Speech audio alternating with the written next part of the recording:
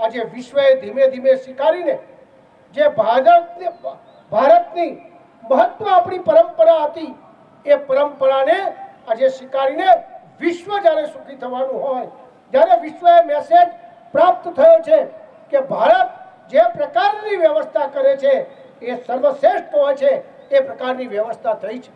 મિત્રો, આપ સૌ જાણીએ છીએ કે પતંજલિ આપણા ઋષિ એમને યોગની શરૂઆત કરી હતી અને એનાથી અનેક પ્રકારના ફાયદા થતા હોય છે.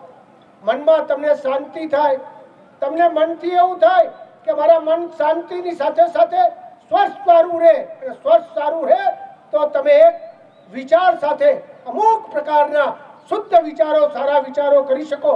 એ પ્રકારની વ્યવસ્થા આ યોગના દ્વારા થતી હોય છે. આજે 21મી સદી છે. 21મી સદીમાં આપણે સૌ જોઈએ જ કે આજે 21મી સદીમાં ટીવી યુગમાં, મોબાઈલ યુગની અંદર આપણે જોઈએ એ પ્રકારની કસરતો આજે ધીમે ધીમે ઓછી થતી જાય છે અને આપણા શરીરની અંદર અનેક પ્રકારના આ પ્રદૂષણના કારણે અને બધું મળીને આપણને રોગ પ્રાપ્ત થતા હોય છે. એવી જ્યારે સ્થિતિ થતી હોય ત્યારે આદરણીય પ્રધાનમંત્રી નરેન્દ્રભાઈ મોદી સાહેબે આપણો દેશ એ સમૃદ્ધ બને, સુખી બને, એની સાથે સ્વસ્થ બને, આરોગ્ય આપણા સૌનું સારું રહે, એ પ્રકારની વ્યવસ્થા સમગ્ર ભારતની અંદર આજે વ્યવસ્થા કરવાની છે. આજે એના ભાગરૂપે આપણે 10 યોગ અત્યાર સુધીમાં કર્યા છે.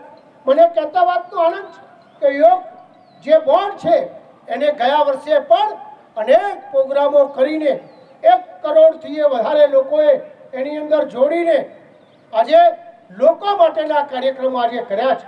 આ ફેર પણ ગુજરાત સરકારે એ પ્રકારની વ્યવસ્થા આદરણીય પ્રધાનમંત્રી નરેન્દ્રભાઈ મોદી સાહેબે એ રીતે કીધું હતું કે આપણું મોટાપણું જ્યારે વધતું હોય ત્યારે આપણે એ પ્રકારના સંકલ્પ સાથે કેવી રીતે સ્વસ્થ રહી શકીએ એના માટેની સ્કીમ આજે ગુજરાત સરકારે સ્કીમ ઉપાડી છે.